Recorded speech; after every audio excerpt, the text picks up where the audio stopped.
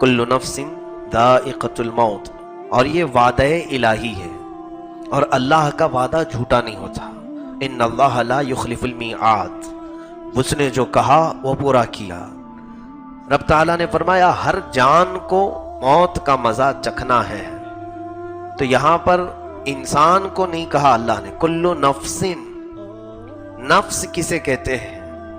نفس میں ہر زندہ چیز آ گئی، اس میں صرف انسان نہیں، جنات بھی شامل ہوئے، دوسرے جانور، چرند پرند، کیڑے مکوڑے، سب اس کے اندر شامل ہوئے۔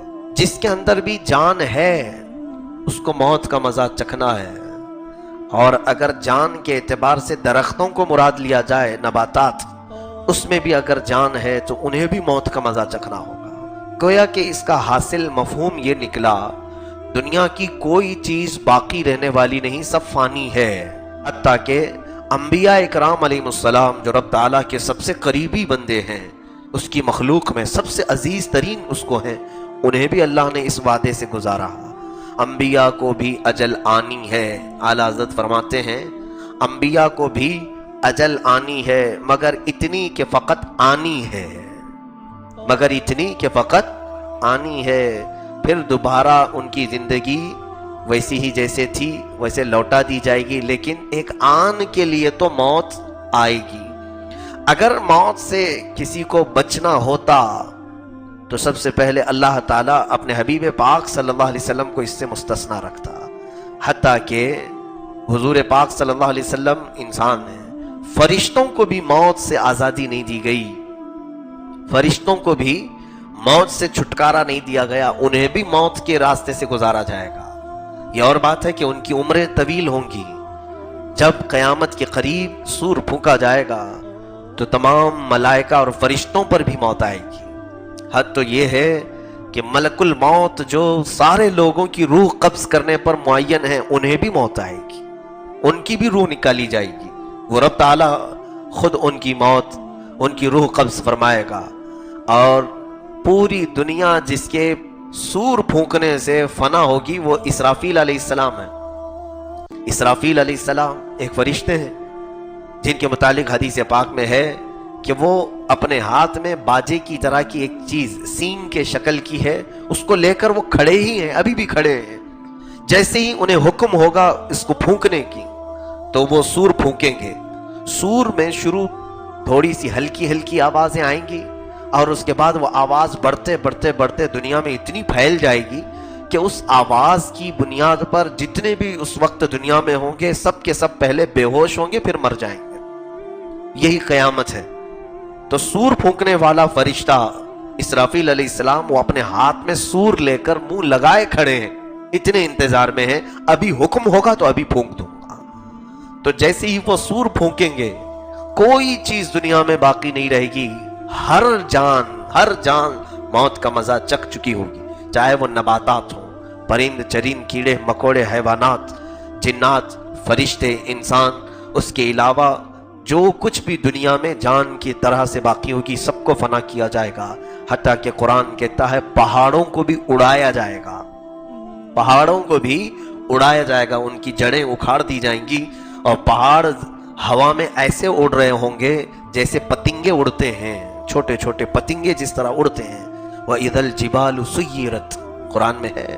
اور سمندروں کو بھی ختم کیا جائے گا، ان میں آگ لگا دی جائے گی، پانی میں آگ لگا دی جائے، سورج کو چاند سے ٹکرا دیا جائے گا، ہر تارا دوسرے تارے سے ٹکرا جائے گا، اور اس کے بعد جو بلاسٹ ہوگا، جو آگ لگے گی، اس کو ہم یہاں پر ایکسپلین بھی نہیں کر سکتے، بتا بھی نہیں سکتے۔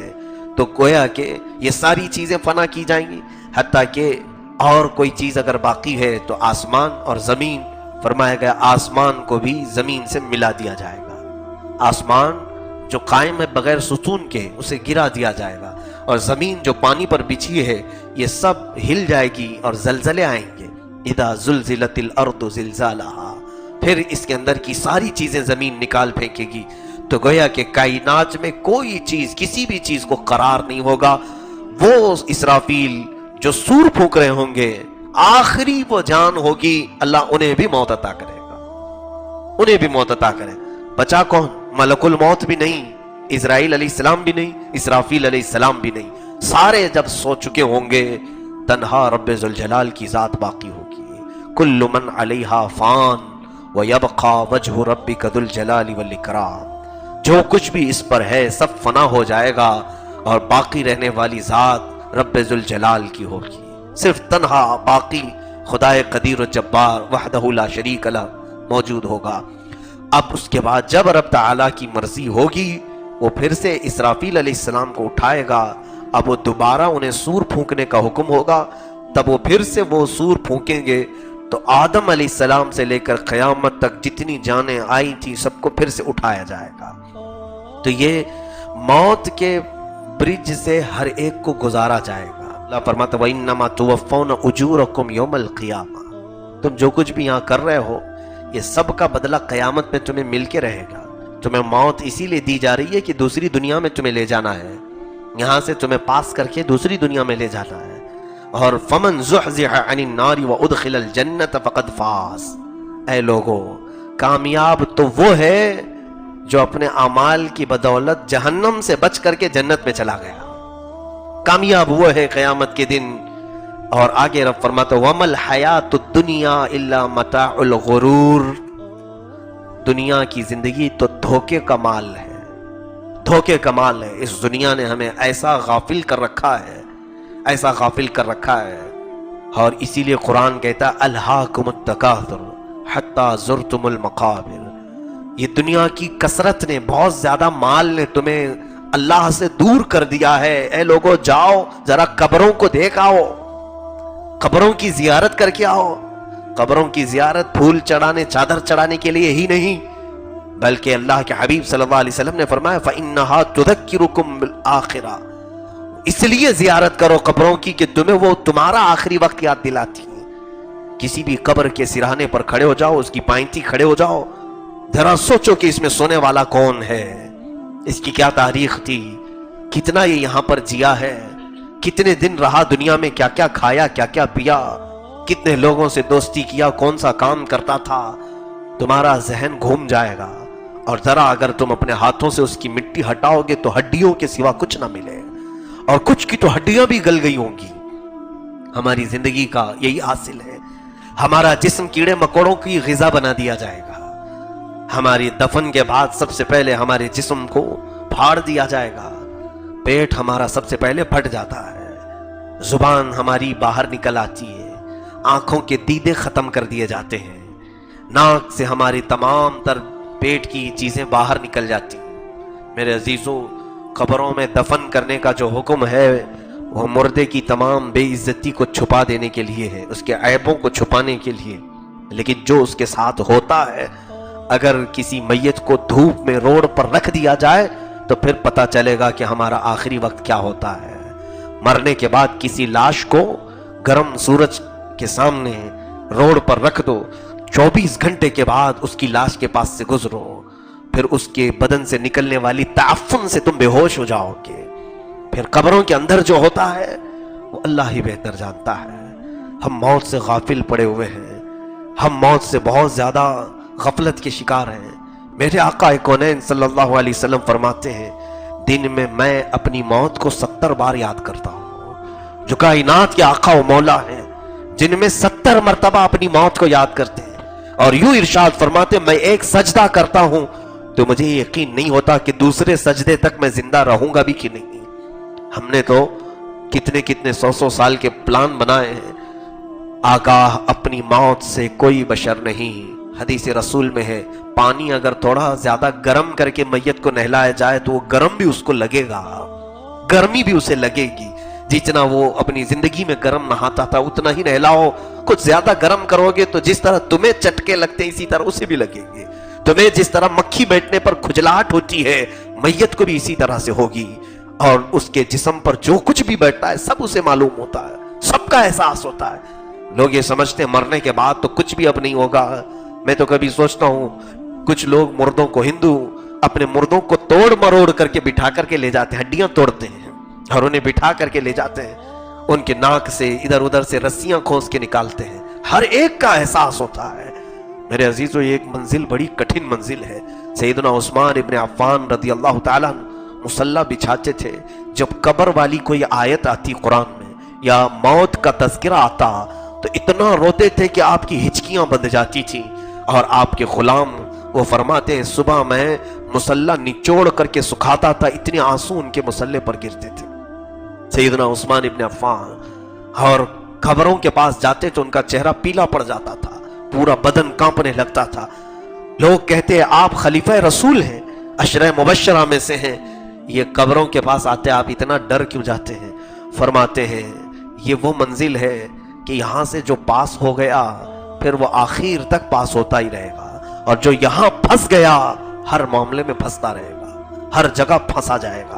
और जमीन के मुतालिक ये भी फरमाया गया, कभी कभार ये जलाल में बार बार कहती है कि ऐ मौला फलाना बंदे को जल्दी मेरे अंदर डाल, मैं उसकी सारी अकड़ को खत्म कर दूंगी। जिस कदर वो अकड़ करके मुझ पर चलता था, जो गुरूर और तकब्बुर से वो मुझ पर नाचता था, उसको सिर्फ मेरे अंदर भेज दे, फिर मैं उसकी पसलियों को मिला दूंगी। उसके सीने की हड्डियों की कड़कड़ाहट से जानवर भी कांप जाते हैं। जमीन इंतजार कर रही है, अजाब के फरिश्ते अलग इंतजार में हैं, रहमत के फरिश्ते अलग इंतजार में हैं, जन्नत के दरवाजे इंतजार में हैं, दोज़ख की खिड़कियां इंतजार में हैं। एक बंदे के लिए सब इंतजार में है, हमारी मौत के इंतजार में है कि ये कब मरेगा और इसके लिए क्या हुक्म आने वाला है। जैसे ही मौत होती है सबके सब मौला के हुजूर अब इल्तिजा करते हैं, ए रब आज इसका इंतकाल हुआ, आज इसकी रूह निकाल ली गई, मलकुल मौत ने अपनी ड्यूटी पूरी कर ली, आगे का हुक्म तू फरमा, कौन सी जमीन को इसका लुकमा बनाया जाएगा, जमीन का लुकमा इसे बनाया जाए, कौन सी जमीन के हवाले इसे किया जाए, वो भी हुक्म होगा। किस जमीन पर हम जाने वाले वो तय है, वो तय है, पहले से तय है। उसके अलावा दोनों फरिश्ते बारगाह इलाही में पूछते हैं, मौला किसको उतरना है इसकी कब्र पर, अजाब वाले फरिश्तों को कि रहमत वाले फरिश्तों। मौत के बाद ये भी ऑर्डर आएगा, वो बंदा खुश नसीब होगा जिसके लिए मौला रहमत के फरिश्ते उतारते हैं, और वो बड़ा ही बदनसीब होगा जिसके लिए हुक्म आ जाएगा, ए अजाब के फरिश्तों उतर जाओ, कि वो खबीस जिस्म से खबीस रूह निकल चुकी है और उसे उसके आमाल का बदला चखाओ, उसे उसके करतूत का बदला चखाओ। ये सब तो हमारे इंतजार में। क्या यह हैरत नहीं है कि मौत से बचने के लिए हर कोई दौड़ भाग कर रहा है, इलाज मुआलजा, डॉक्टर, तबीब, हकीम, दुआ सब कुछ कर रहे हैं। किस लिए कर रहे हैं हम? जैसे बीमार होते हैं जल्दी से जाके इलाज करवाते हैं कि नहीं, अरे नहीं जल्दी अभी मरना नहीं है, जबकि हर एक को मालूम है मौत तो आनी ही आनी है। कोई एक बताओ मौत से कोई बचा नहीं बचा, सबको यकीन है मौत आना है, मुझे भी आना है, आपको भी आना है। जो चीज से बचना नामुमकिन है उससे बचने की हर कोई कोशिश कर रहा है, लेकिन अजाबे दोज़ख से बचना मुमकिन है, लेकिन उससे बचने की कोई कोशिश नहीं करता। अगर बंदा कोशिश कर ले जाए तो दोज़ख से तो बच सकता है, मौत से कोई नहीं बचेगा। तो मौत से भागने की बजाय दोज़ख से भागने की कोशिश क्यों नहीं करते? जितना इलाज मौत से बचने के लिए तुम खर्चा करते हो इलाज पर, काश उतनी ही मेहनत उतना ही खर्चा दोज़ख से बचने के लिए कर लिया जाता तो बहुत ही हमारी जिंदगी में सुकून की नींद हम सो सकते थे। आज डर इस बात का होता है मेरे अजीजों, मैंने अभी चंद दिनों कबल हिल गया था, जिक्र की शब में मैंने इस बात को अर्ज किया था, ख्वाब की ताबीर में देख रहा था, किसी साहब ने ख्वाब ये बयान किया कि हमने अपने रिश्तेदार में से एक साहब, हमारे उनके बाप थे दादा थे जो भी, ख्वाब में देखा कि वह आए थे, धूल में अटा हुआ चेहरा था, काला दिख रहा था। क्या ताबीर है, क्या ताबीर है? तो हर एक की ताबीर अलग होती है ख्वाबों की। मैंने पूछा कौन थे? कहा हमारे जो भी उनके रिश्तेदार फलां थे, पाबंद थे, इबादत करते थे, सब ठीक ठाक थे, और हमने उनका जनाजा उठाया है, बड़ी शान से उनको दफन किया है। तो मैंने जब किताब उठाया तो मेरे हाथ कांपने लगे, पढ़ा मैं तो ये अलामत थी कुफ्र पर मौत होने की। अल्लाह अकबर। किसी मैयत को ख्वाब में इस हालत में देखना कि उसका चेहरा काला है, रिवायत में है कि उसकी कुफ्र पर मौत की अलामत है। तो डर लगने लगा। हज मस्जिदों में तो हम आते हैं, मौत आनी ही है, आनी है, हर एक को आना है। कहीं ऐसा ना हो कि मौला हमारे बुरे आमाल से नाराज होकर हमें वो काली मौत दे दे जिसके बाद चेहरा काला ही रहेगा। یوم تسود وجوہ، قرآن میں ہے قیامت کے دن کچھ چہرے کالے اٹھائے جائیں گے، اتنے کالے کہ رات سے بھی زیادہ کالے ہوں گے۔ ان کے کالے پن کو دیکھ کر دہشت طاری ہوگی۔ یہ کون لوگ ہوں گے؟ جن کی موت کفر پر ہو گئی، ایمان پر موت نہیں ہوئی۔ عزیزان گرامی، اتنی خوش فہمی میں ہم آج جیتے ہیں، نمازوں کو چھوڑ کر بستروں پر ایسے لیٹے ہوتے ہیں۔ میں دیکھتا ہوں اتنے بڑے محلے میں اتنی بڑی مسجد خالی کیوں رہتی ہے؟ کیا مرنے کا کسی کو خوف نہیں؟ ابھی چند دن قبل ایک صاحب، ان کا انتقال ہوا۔ کیسے جانتے ہیں آپ؟ 40 سال کی عمر ہے، بڑے بزنس مین تھے، بڑے بزنس مین۔ ان کے بچے ہمارے پاس آتے ہیں، کہا کہ ابا رات کو سوئے، صبح اٹھے ہی نہیں۔ اٹھنے کا معمول تھا صبح 8-9 بجے، لیکن اس دن وہ 11 بجے تک سوتے رہے۔ 11 بجے تو جب اماں نے اٹھانا چاہا تو جسم پورا ٹھنڈا تھا۔ دیکھ کر وہ گھبرائی، ڈاکٹر کو بلایا گیا تو کہا رات میں ان کا انتقال ہو چکا ہے، بستر سے دوبارہ اٹھ ہی نہیں سکے۔ وہ جنازہ بھی میں نے دیکھا، رات کو نارمل کھانا کھا کر کے سویا ہوا آدمی صبح اٹھ ہی نہیں سکا۔ اے میرے عزیزو، کتنے مزے سے ہم فجر کی نمازیں قضا کرتے ہیں۔ کیا تمہیں خبر ہے کہ آج کی فجر کی نماز قضا کرنے کے بعد اگر تمہاری موت آئی تو بے نمازیوں میں ہی حشر ہوگا، اٹھایا جائے گا یہی کہہ کر کے قیامت کے دن، مولا یہ بنا نماز کی تیری بارگاہ میں آیا ہے۔ ہم تو ڈرتے ہیں اس بات سے کہ عشاء ہماری قضا نہ ہو جائے، چھوٹ نہ جائے، کہ کہیں اگر یہ رات ہماری زندگی کی آخری ہو تو ہم کو جب اٹھایا جائے گا، موت لی جائے گی تو بے نمازی اٹھایا جائے گا۔ اور بے نمازیوں کے متعلق میرے آقا صلی اللہ علیہ وسلم فرماتے ہیں قیامت کے دن جہنم کا ایک دروازہ ہے، اس دروازے پر فرعون، حامان، شداد، قارون، ابو جہل، ابو لہب، ان کے نام لکھے ہوں گے، انہی ناموں کے ساتھ بے نمازی کا بھی نام لکھا ہوگا، انہی ناموں کے ساتھ اس کا بھی نام ہوگا۔ کیسے ہم اس طرح کی غفلت میں ہیں میرے عزیزو؟ موت ایک ایسی چیز ہے جو ہر بندے کو ہلا دیتی ہے، ہر بندے کی عبرت کے لیے کافی ہے۔